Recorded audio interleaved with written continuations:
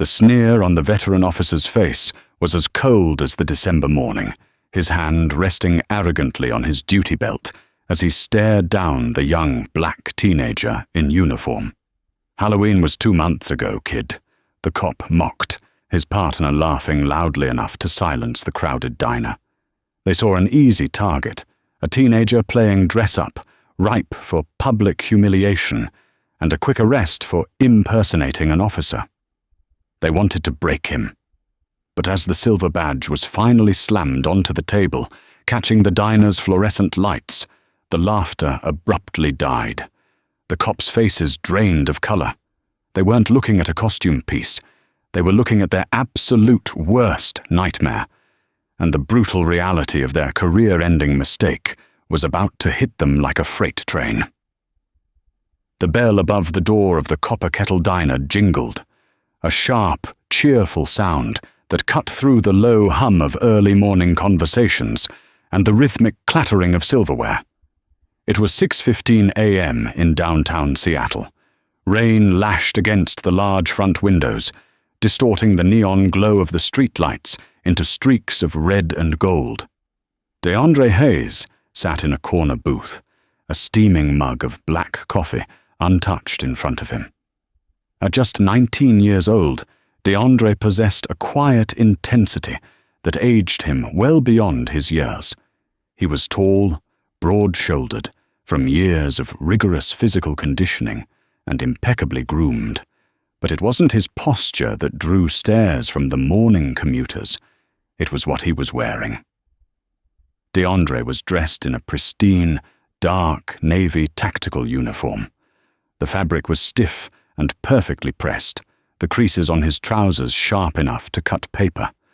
A heavy duty belt wrapped around his waist, equipped with a radio, tactical flashlight, and a holstered sidearm.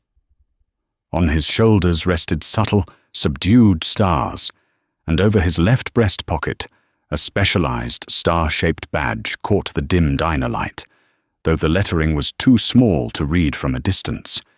He was reviewing a thick manila case file, his eyes scanning pages of encrypted financial data. DeAndre wasn't a cosplay enthusiast. He was an anomaly, a genuine prodigy in cybersecurity and forensic accounting. He had been recruited straight out of high school by a highly classified joint federal task force operating under the Department of Homeland Security. Granted an unprecedented field commission due to his irreplaceable role in dismantling international human trafficking rings via the dark web, DeAndre held full federal law enforcement authority. Today was the day he was meant to receive a major commendation at the federal building, hence the formal, fully equipped uniform he rarely wore in the field. As DeAndre flipped a page, the diner door swung open violently. A gust of freezing, rain-swept wind rushed into the room, followed immediately by the heavy, authoritative thud of duty boots. Enter Officer Bradley Jenkins and Officer Craig Miller of the Seattle Police Department. Jenkins was a 20-year veteran with a reputation that preceded him, none of it good. He was a thick-necked, red-faced man whose uniform always seemed half a size too small, his belt groaning under the weight of his equipment and his own waistline. He carried himself with the swagger of a man who believed a badge granted him absolute sovereignty over the streets. His partner, Miller, was fresh out of the academy, barely 22, desperate for approval, and completely under Jenkins' toxic wing. Miller mimicked Jenkins' every move, right down to the contemptuous scowl he wore while scanning the room. The two officers bypassed the line of waiting customers, a privilege Jenkins frequently abused, and walked straight toward the counter to demand their free coffees. But halfway there, Jenkins stopped dead in his tracks. His eyes had locked onto the corner booth. He stared at DeAndre. He looked at the young man's face, youthful, undeniably black, and entirely focused on his paperwork. Then he looked at the crisp navy uniform, the duty belt, the sidearm, and the badge. A slow, malicious grin spread across Jenkins's face. Well, well, well, Jenkins muttered, nudging Miller with his elbow. Look what we have over here in the corner, Craig. Looks like someone's lost on their way to a comic book convention. Miller squinted, his brow furrowing. Who is that? Is he a cadet or something? Security guard? A cadet? Jenkins snorted, his voice booming across the diner, deliberately loud enough to draw the attention of the patrons. No cadet gets to wear a sidearm, kid. That right there is a felony walking. Impersonating a peace officer. Probably bought the whole rig online to impress some high school girls. The ambient noise in the copper kettle began to die down. Sarah, the veteran waitress behind the counter, paused midway through pouring a cup of decaf, her eyes darting nervously between the two local cops and the quiet teenager in the corner.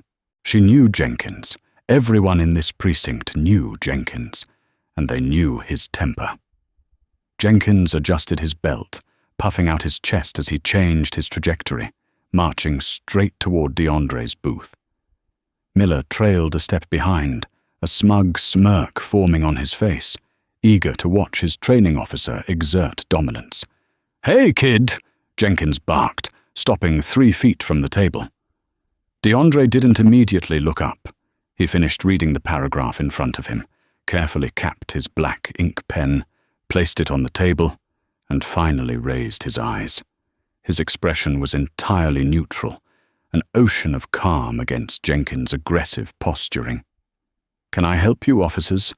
DeAndre asked, his voice steady, deep, and unnervingly polite. "You can start by explaining what the hell you think you're wearing," Jenkins said, leaning over the table, placing 2 heavy, rain-wet hands on the Formica surface. He leaned in close, trying to use his physical size to intimidate the teenager. "You think it's funny? Dressing up like a cop, walking around in public with a firearm?" DeAndre maintained eye contact. "I am not dressing up, sir, and I am fully authorized to carry this firearm. Now, if you don't mind, I have work to review before a briefing." Miller let out a sharp, mocking laugh. "A briefing? Hear that, Brad? The kid has a briefing." "Oh, I heard him," Jenkins sneered, his face turning a shade redder. The fact that the teenager wasn't trembling, wasn't stuttering, and wasn't shrinking back infuriated him. Jenkins thrived on fear. The absence of it felt like a direct insult. "Listen to me, you little punk. I've been on this force for 20 years. I know every beat cop, every state trooper, and every federal agent in this sector. I have never seen you in my life, and I know for a damn fact they don't hand out badges to children who barely have their learner's permit." DeAndre slowly closed his case file, concealing the classified documents. "My age is irrelevant to my credentials, officer." DeAndre glanced at Jenkins' nameplate. "Jenkins, I am operating within my jurisdiction. I'd advise you to step back and return to your patrol." The diner was dead silent now. The only sound was the clatter of rain against the glass. Arthur, an elderly regular sitting 2 booths down, gripped his coffee mug tightly, watching the scene unfold with deep concern. Jenkins's eyes narrowed to slits. The kid had just given him a lawful command. The sheer audacity made a vein pulse in Jenkins's thick neck. "You're advising me," Jenkins hissed, stepping around the table, entering DeAndre's personal space. Get up out of the booth right now. You are under arrest for impersonating a law enforcement officer, carrying a concealed weapon without a permit, and disturbing the peace." DeAndre didn't move a muscle. "I am not disturbing the peace, Officer Jenkins. You are. And if you attempt to unlawfully detain me, you will be making a career-ending mistake." The sheer confidence radiating from DeAndre was something Jenkins had never encountered in a suspect, let alone a 19-year-old black kid sitting alone in a diner. It short-circuited his brain. In Jenkins' worldview, Respect was something demanded at the end of a nightstick or through the barrel of a raised voice. Defiance was meant to be crushed immediately. "Stand the hell up!" Jenkins roared, abandoning any pretense of a standard Terry stop. He reached out with a thick, calloused hand, attempting to grab DeAndre by the lapel of his tactical shirt to haul him out of the booth. DeAndre's reaction was instantaneous and terrifyingly precise. He didn't throw a punch, nor did he reach for his weapon. With a fluid, practiced motion, born of hundreds of hours of elite close-quarters tactical training at Quantico, DeAndre simply shifted his weight, brought his left arm up, and deflected Jenkins' grasping hand with a sharp, rigid forearm strike to the radial nerve. Jenkins yelped, stumbling back a half step, his arm instantly going numb. He stared at his hand in shock, then at DeAndre, who remained seated, his hands now resting flat and visible on the table. "Do not touch me again," DeAndre stated, his voice dropping an octave, carrying the distinct, icy authority of a commanding officer. "That is an assault on a federal agent. I am giving you one final warning to de-escalate Officer Jenkins." "Assault!" Miller shouted, stepping forward, his hand dropping to the grip of his taser. "You just struck a police officer. Get on the ground, now." "Miller, pull your taser, and you'll be writing reports from a desk in dispatch for the rest of your natural life," DeAndre snapped, locking eyes with the rookie. The sheer conviction in DeAndre's eyes made Miller hesitate. His thumb hovered over the safety of the taser, but he didn't unholster it. Jenkins, recovering from the shock, was practically vibrating with rage. His face was a deep crimson. "You little bastard! You think knowing a few martial arts tricks makes you a Fed? You think I won't put you in the dirt right here?" He yanked his handcuffs from his pouch, the metal clinking sharply in the quiet diner. "I demand to see your identification." Jenkins spat, spit flying from his lips. "Right now. Hand over the fake badge and the fake ID, or I will draw my weapon." Sarah, the waitress, couldn't hold back anymore. "Leave him alone, Brad," she yelled from behind the counter. "He's just sitting there drinking coffee. He hasn't done anything to you." "Shut up, Sarah, or I'll arrest you for interfering with an investigation," Jenkins snapped back, not taking his eyes off DeAndre. "ID now." DeAndre sighed, a short, tired sound. He knew how this went. He had studied the statistics, read the case laws, and experienced the profiling firsthand before he ever put on a uniform. He knew that any sudden movement could be his last, regardless of his rank or the truth.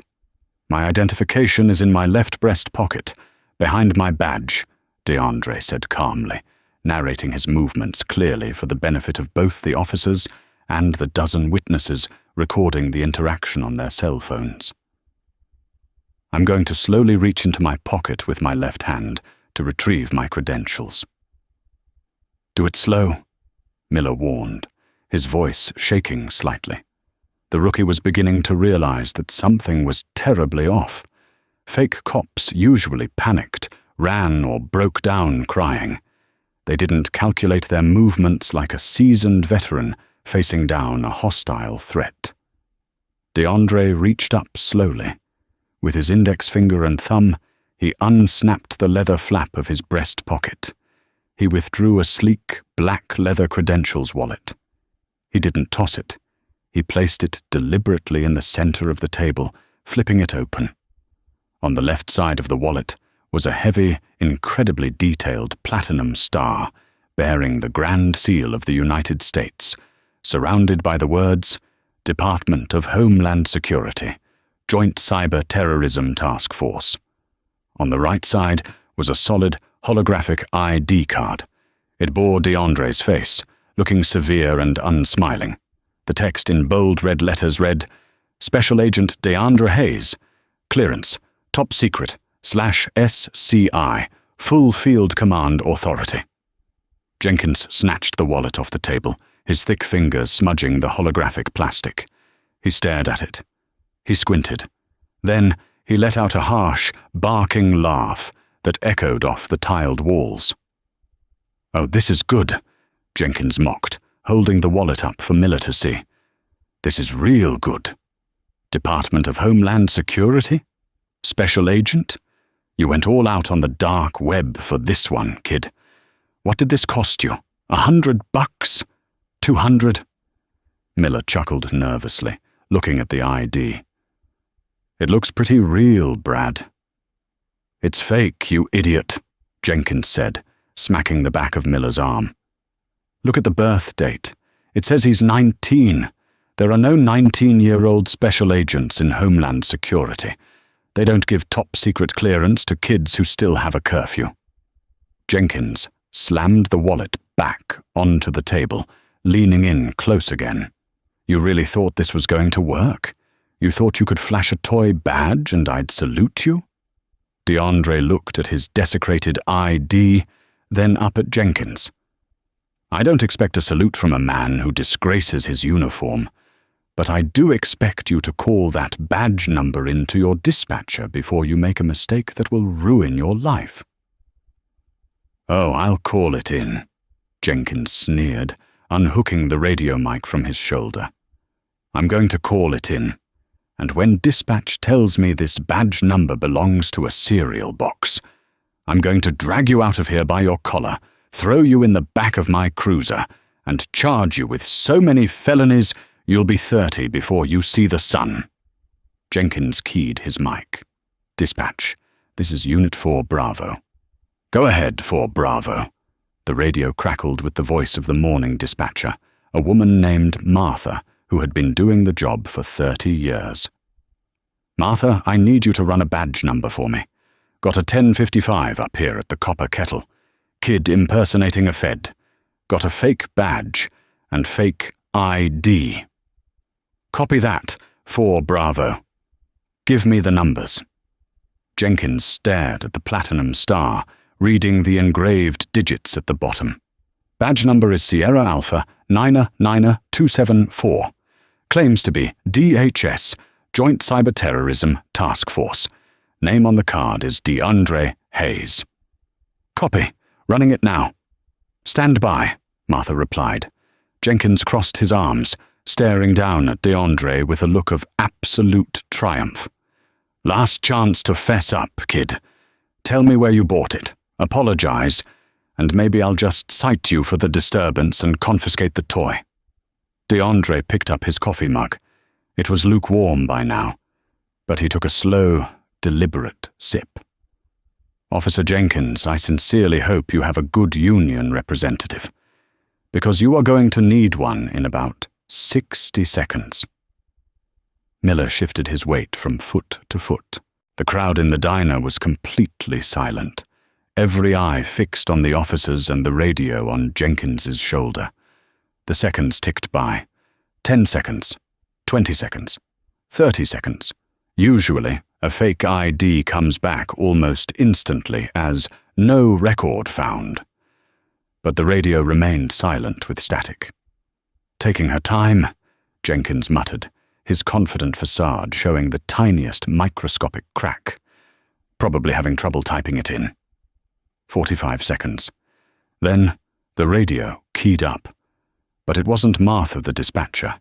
It was a male voice, deep, crisp, and completely humorless. "Seattle Unit 4 Bravo. This is Dispatch Supervisor Vance. Confirm your current location." Jenkins frowned, grabbing his mic. "Supervisor, we're at the Copper Kettle on 4th and Pike. What's the holdup on that fake ID?" "Unit 4 Bravo." The supervisor's voice was tight, filled with an anxiety that bled through the radio static. "Do absolutely nothing. Do not touch the suspect. Do not detain the suspect. Step away from the individual immediately." Jenkins blinked, looking at Miller, who had just gone completely pale. "Dispatch, repeat. He's got a firearm and false credentials." "Unit 4. Bravo. I say again. Step away from the individual. That badge number is a confirmed active federal credential. You are currently interrogating a Level 5 cleared special agent with Homeland Security. I have the regional director of the FBI and the chief of police on a bridged line right now, and they are routing a convoy to your location." The silence that fell over the copper kettle was absolute. It was a heavy, suffocating silence, broken only by the tinny static of Jenkins's shoulder radio. The words confirmed. Active federal credential seemed to echo off the walls, hanging in the air like a guillotine blade waiting to drop. Jenkins stood frozen, his hand still gripping the radio mic. The smug, arrogant crimson that had flushed his face moments earlier vanished entirely, replaced by a sickly, chalky white. His eyes darted from the radio, down to the leather wallet on the table, and finally up to DeAndre's face. DeAndre hadn't moved. He hadn't gloated. He simply sat there, his dark eyes locked onto Jenkins, reflecting the harsh fluorescent lights of the diner. "Dispatch. Say again?" Jenkins managed to choke out, his voice barely a whisper, completely stripped of its former bravado. "He's 19. That's impossible." "Unit 4. Bravo." The radio crackled, but this time a new voice cut through. It was Captain Reynolds, the commanding officer of Jenkins's precinct, a man known for his strict adherence to protocol and zero tolerance for bad PR. "Jenkins, this is Reynolds. I am 3 blocks away. If you have laid a single finger on Agent Hayes, you might as well take your badge off right now and leave it on the diner counter. Do you copy?" Jenkins swallowed hard. His throat was completely dry.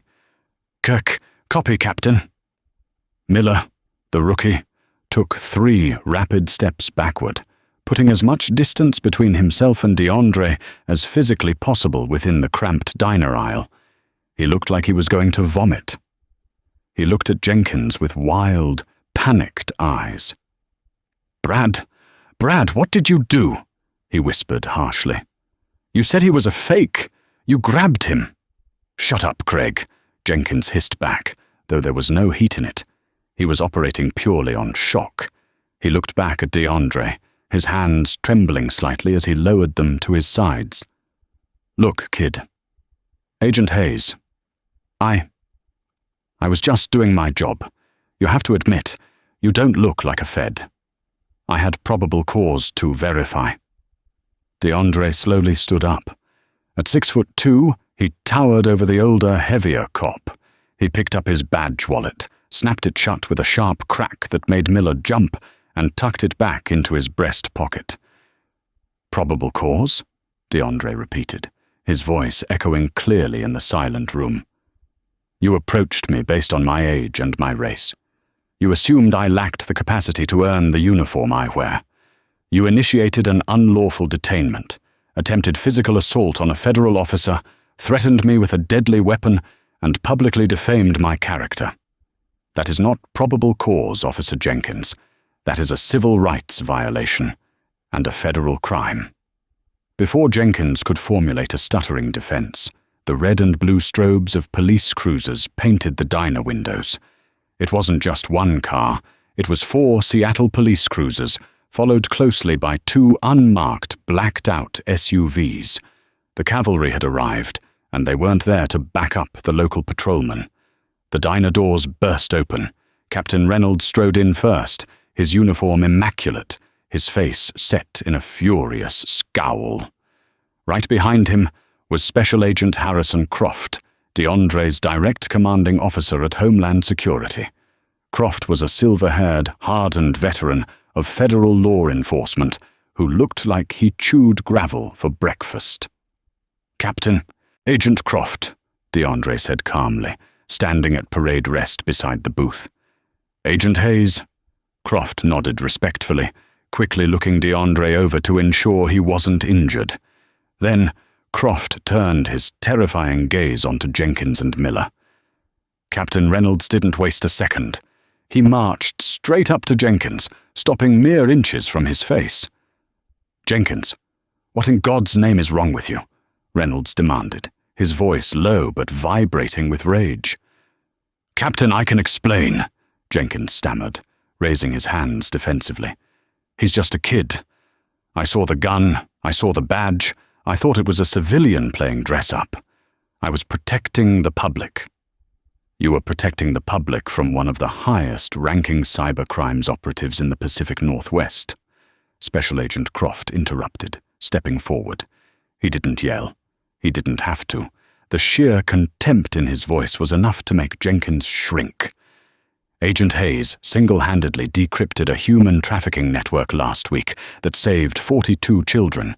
He is receiving a presidential commendation in 3 hours. And you decided to hassle him because you didn't like the look of him drinking coffee." I didn't know," Jenkins pleaded, looking desperately at Captain Reynolds. "Captain, 20 years on the force. You know me." "I do know you, Jenkins," Reynolds said coldly. "I know about your excessive force complaints. I know about the harassment grievances filed against you in the Lower Queen Anne district. I've spent 3 years trying to clean up the messes you make, and you just handed me the mop." Reynolds turned to the rookie. "Miller, you drew down on a federal agent?" No, sir." Miller practically squeaked, his hands shooting up in the air. I put my hand on my taser, sir. I didn't unholster it. I was just backing up my TO." "You backed up a fool and it's going to cost you," Reynolds snapped. He turned back to Jenkins.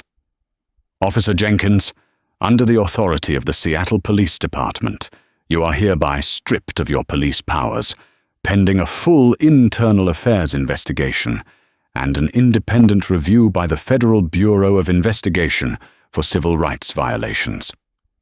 "Captain, you can't be serious," Jenkins gasped, the reality of his lost pension, his lost authority, and his potential jail time crashing down on him. "Over a misunderstanding?" "It's not a misunderstanding," DeAndre spoke up, stepping forward. "It's a pattern of behavior, one that stops today." Agent Croft looked at Jenkins. "Give the captain your badge and your weapon, Jenkins. Now." Jenkins stood paralyzed.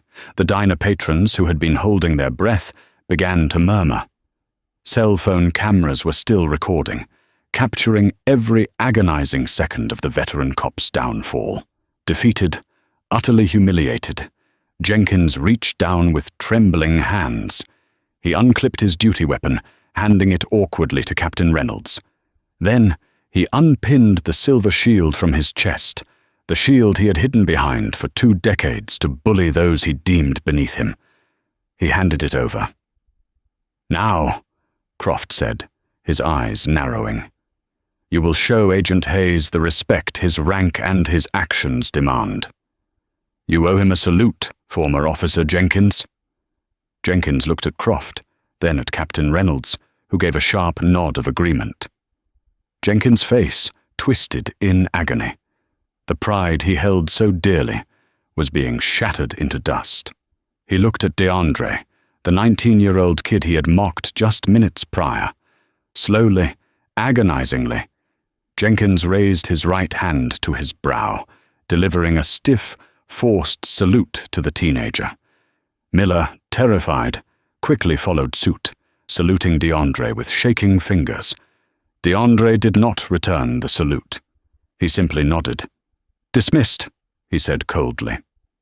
Captain Reynolds grabbed Jenkins by the arm, not gently. "Get outside, both of you. Sit in the back of my cruiser.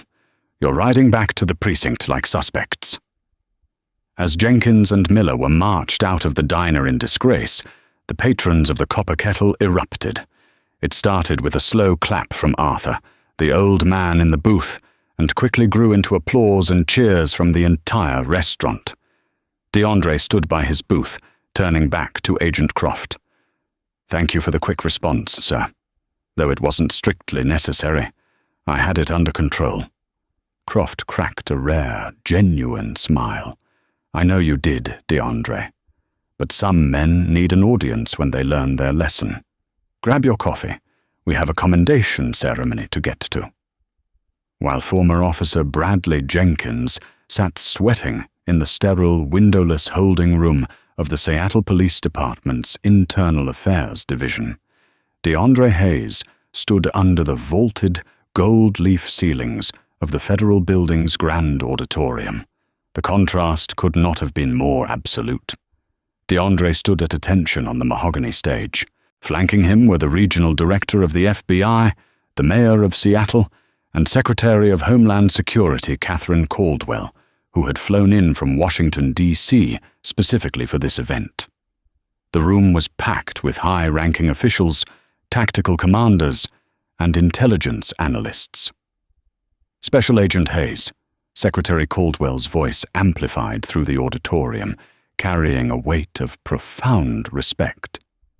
Your unparalleled expertise in cryptographic analysis and network forensics directly led to the dismantling of the Obsidian route, one of the most sophisticated human trafficking networks operating on the dark web. You navigated systems that veteran engineers deemed impenetrable. Because of your dedication, 42 children are sleeping safely in their own beds tonight. She stepped forward, pinning the Presidential Service badge onto DeAndre's crisp navy uniform, right next to the silver star that had caused so much chaos just hours earlier. You represent the absolute best of our nation's future, she concluded, shaking his hand firmly as the auditorium erupted into a standing ovation. But while DeAndre was receiving the highest honors of the federal government, a different kind of storm was brewing outside the walls of the auditorium. Back at the Copper Kettle Diner, a patron named David Higgins had recorded the entire interaction between DeAndre and the two officers in crisp 4K resolution. By 8:30 a.m., Higgins had uploaded the unedited video to social media. By 10 a.m., it had crossed 2 million views. By noon, it was national news. The internet is a ruthless judge, and its verdict on Bradley Jenkins was swift and merciless. The video highlighted every agonizing detail of his arrogance, his sneering insults, the physical grab, the mocking of DeAndre's age, and finally, the utterly devastating radio call from the dispatch supervisor. The sight of a 20-year veteran police officer being forced to salute the 19-year-old black teenager he had just tried to unlawfully arrest became an instant cultural touchstone. News anchors dissected the footage.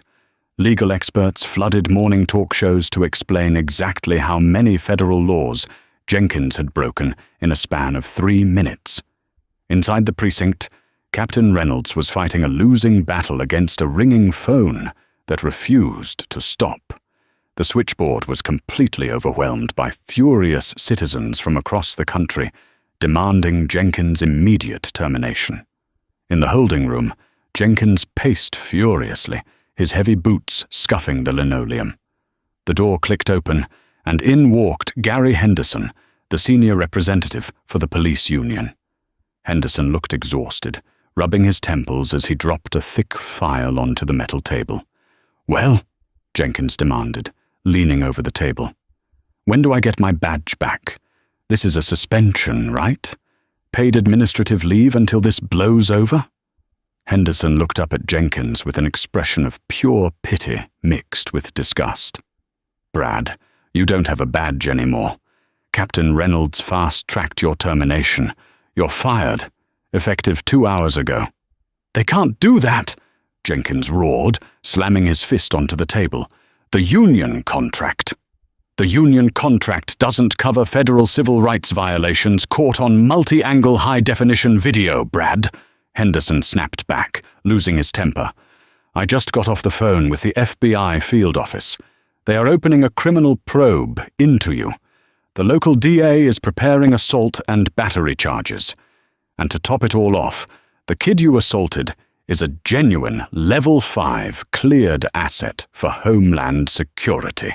Do you have any idea how much political armor that kid has? The President of the United States tweeted about him 30 minutes ago." Jenkins sank into the metal chair, the color draining from his face. "What about Miller?" Miller flipped on you, Henderson said coldly.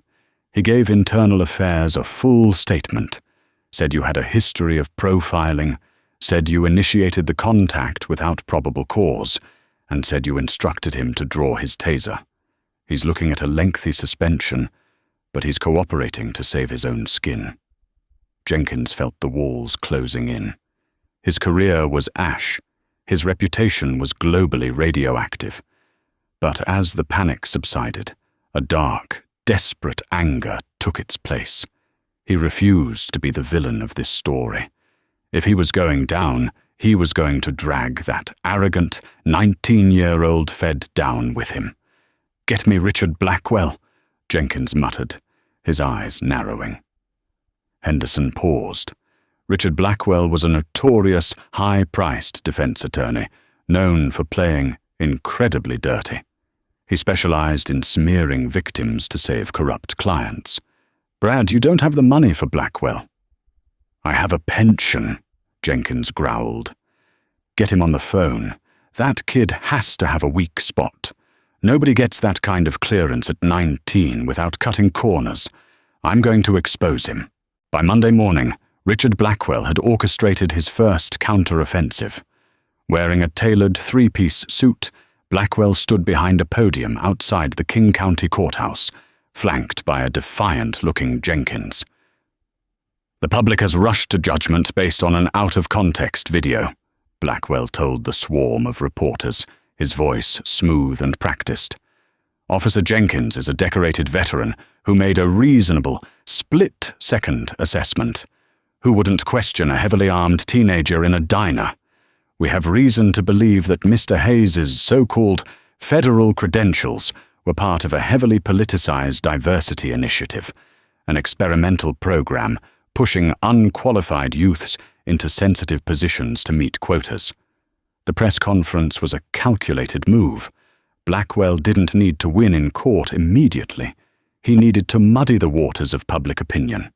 He filed aggressive subpoenas demanding DeAndre's high school records, his psychological evaluations, and unredacted files from his DHS recruitment, citing a need to verify the legitimacy of the agent who claimed assault.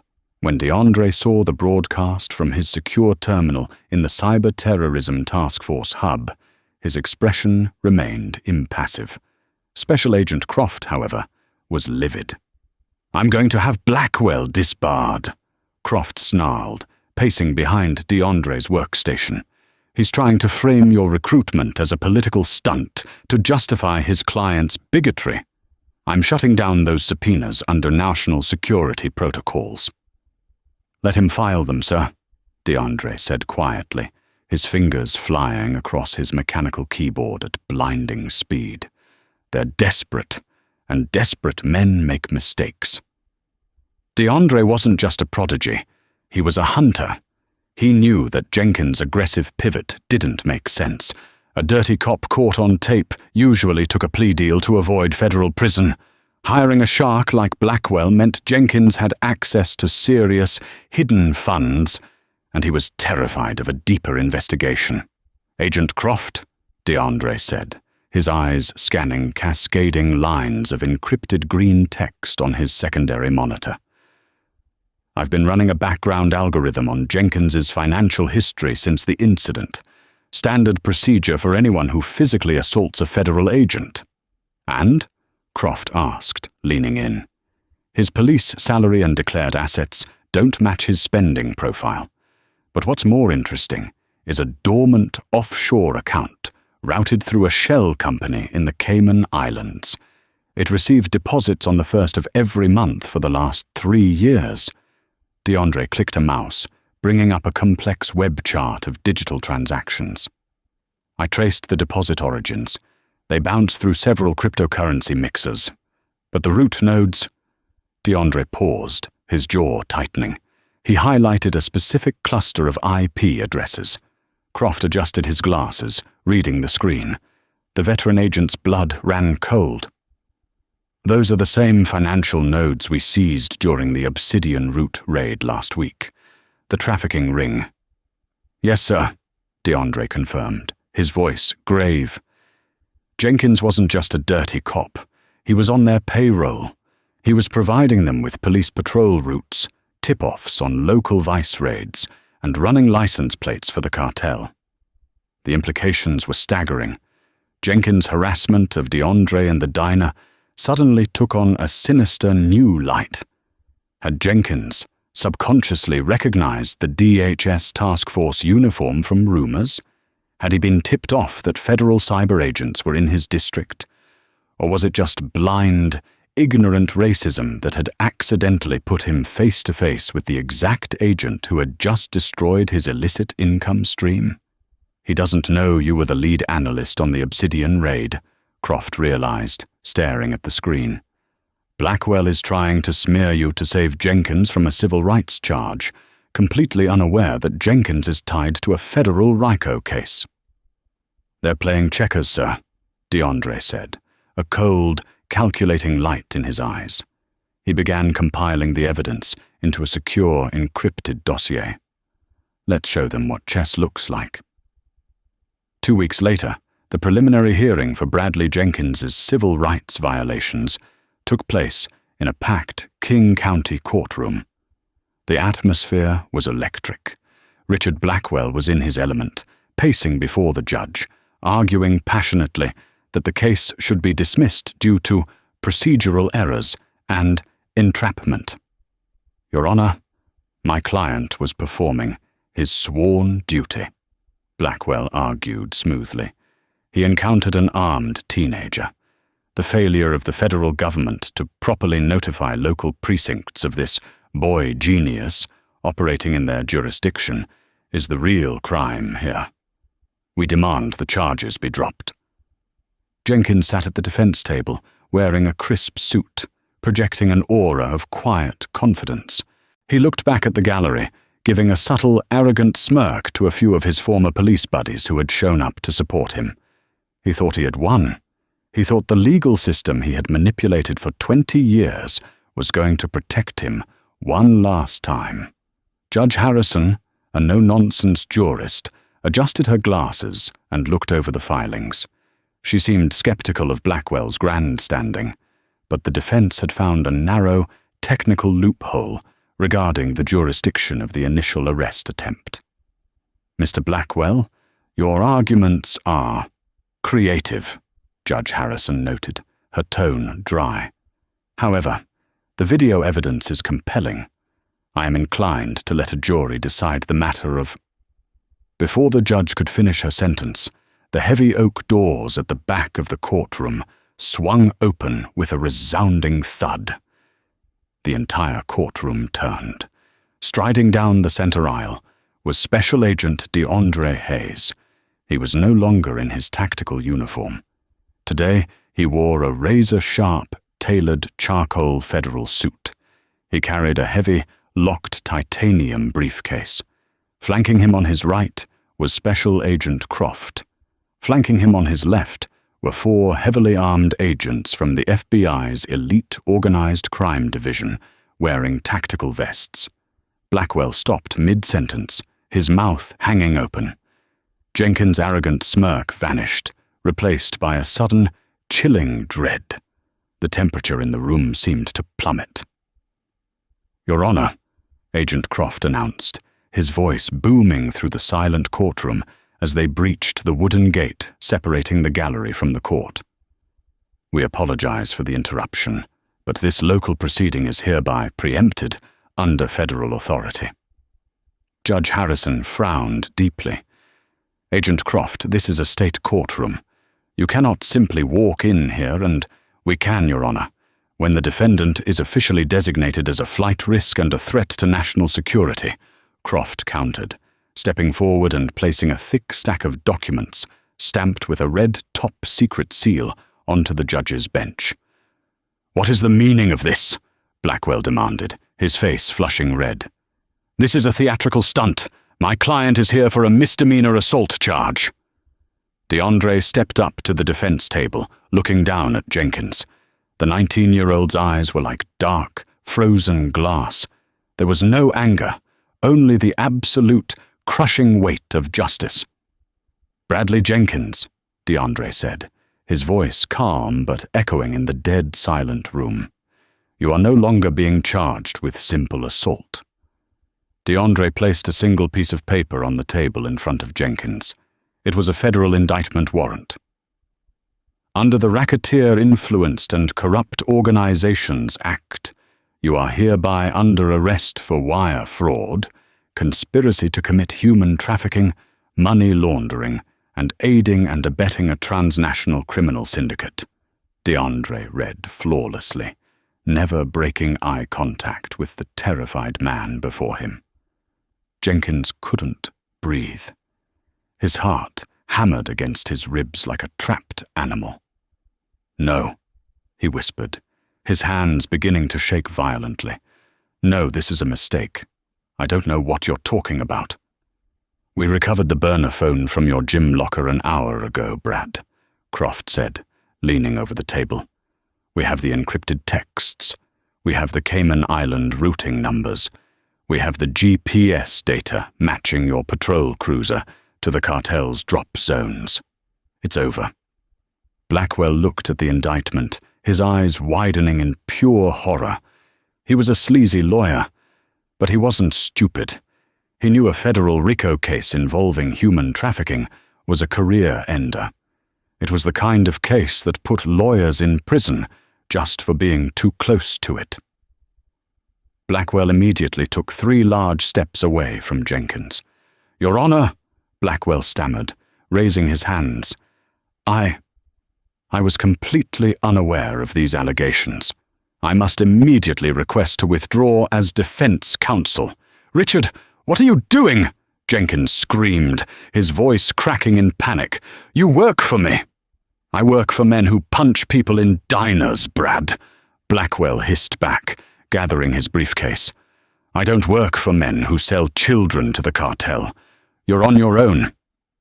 The betrayal was total. Jenkins looked around the courtroom wildly. His former police buddies in the gallery were already standing up and walking out the door, desperate to distance themselves from him. He was completely alone. "Turn around, Jenkins," DeAndre commanded, pulling a pair of heavy, federal-issue steel handcuffs from his belt. Jenkins didn't fight. He couldn't. His legs gave out, and he slumped forward against the defense table, openly weeping. The tough, arrogant bully who had terrorized the streets of Seattle for 2 decades was reduced to a sobbing, broken shell in front of a packed courtroom. DeAndre grabbed Jenkins by the collar, mirroring the exact threat Jenkins had made in the diner, and effortlessly hauled him to his feet. DeAndre spun him around and clamped the cold steel cuffs tightly around Jenkins's wrists. The sharp click-click-click of the locking mechanism echoed like the final nails being driven into Jenkins's coffin. "You should have just drank your coffee," DeAndre whispered into Jenkins's ear, his voice perfectly level. As the FBI agents took custody of Jenkins, dragging the crying man down the aisle, the courtroom remained in stunned, breathless silence. The hard karma had not just arrived, it had obliterated him. Agent Croft looked at DeAndre, pride evident in his weathered face. "Excellent work, Agent Hayes. Let's get back to the office. We have a lot of files to decrypt." DeAndre adjusted his cuffs, his face an impenetrable mask of professionalism. "Yes, sir. The work is never done." The gavel came down with the finality of a coffin slamming shut. 6 months after the dramatic courtroom ambush, Bradley Jenkins stood in a bright orange federal jumpsuit, his wrists and ankles shackled in heavy iron chains. He looked 20 years older. His hair had thinned and turned entirely grey, and the arrogant, imposing bulk he once carried had withered away into the hollow posture of a defeated man. The federal trial had been a media spectacle, but for Jenkins it was a slow, agonizing public execution of his character. The prosecution, backed by the irrefutable digital evidence meticulously decrypted by DeAndre Hayes, dismantled every lie Jenkins had ever told. The jury deliberated for less than 3 hours before returning a guilty verdict on all 47 federal charges. Judge Harrison stared down at the former officer, her expression utterly devoid of sympathy. "Bradley Jenkins," her voice rang out, cold and clear. "You took an oath to protect the citizens of this city. Instead, you weaponized your badge to line your own pockets, preying on the most vulnerable among us by facilitating a monstrous human trafficking syndicate. Furthermore, your blinding arrogance and deep-seated prejudices led you to assault a decorated federal agent who was actively working to stop the very monsters you were protecting. You are a disgrace to the uniform, a traitor to your community, and a danger to society." She adjusted her microphone. "It is the judgment of this court that you be remanded to the custody of the Federal Bureau of Prisons to serve a sentence of 45 years at the United States Penitentiary in Victorville, without the possibility of parole. May God have mercy on your soul, because this court has none." Jenkins collapsed into his chair, burying his face in his chained hands as he sobbed loudly. There were no cameras allowed in federal court, but the courtroom sketch artists perfectly captured the pathetic, broken image of a man who had finally met the catastrophic consequences of his own hubris. He was no longer a cop. He was inmate number 84729-054, a disgraced ex-officer entering a maximum security prison where the general population held a special, brutal brand of hatred for corrupt police. The ultimate karma had been served. Craig Miller, the young rookie who had blindly followed Jenkins into the abyss, avoided federal prison, but his life was permanently altered.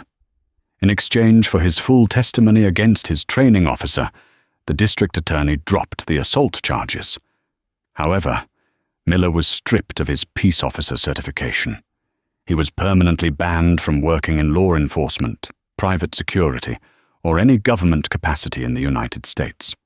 He returned to his hometown in Idaho, working the night shift at a lumber yard, forever haunted by the day he almost drew a weapon on one of the nation's brightest heroes, simply because he lacked the courage to question a bully. Meanwhile, Special Agent DeAndre Hayes faded back into the digital shadows where he operated best. He didn't do press interviews. He didn't write a tell-all book. He simply went back to work. But the diner incident, as it came to be known, triggered a massive seismic shift within the law enforcement community. The Department of Justice utilized DeAndre's case to launch a sweeping internal audit of local precincts in the Pacific Northwest, rooting out 3 other officers who had tangential ties to the Obsidian Root cartel. More importantly, the viral footage of DeAndre's calm, calculated de-escalation under extreme prejudice became a mandatory training module at the Federal Law Enforcement Training Centers, FLETC, in Glencoe, Georgia, and in police academies across the country. Instructors used the video to teach cadets about the lethal dangers of implicit bias, the critical importance of situational awareness, and the absolute necessity of verifying credentials before escalating to violence. DeAndre, without ever asking for it, became a symbol of modern justice, a reminder that authority is defined by intellect and integrity, not by volume and intimidation. While the names and specific classified details are often heavily redacted in official reports to protect active operatives, stories exactly like DeAndre's happen in the unseen intersections of our world. We live in an era where the front lines are no longer just streets and alleyways, but server farms, encrypted networks, and the dark web. The guardians standing on these new walls don't always look like the action heroes of old movies. Sometimes they look like a 19-year-old kid drinking a cup of coffee, carrying the weight of national security on his shoulders, entirely ready to bring the hammer down on anyone foolish enough to underestimate him. Jenkins learned the hard way that true power doesn't need to shout, posture, or demean.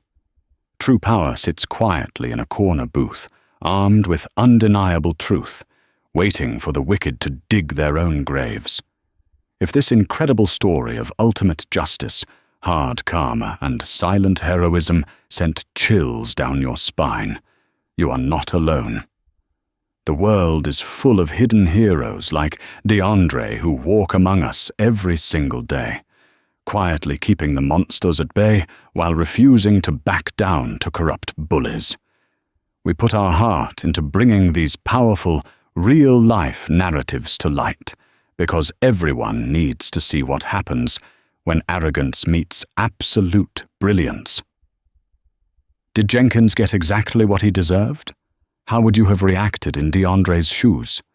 Drop your thoughts in the comments below. We read every single one.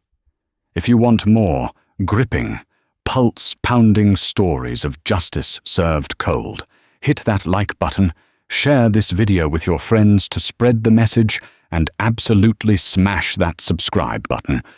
Turn on the notification bell so you never miss our next dramatic deep dive.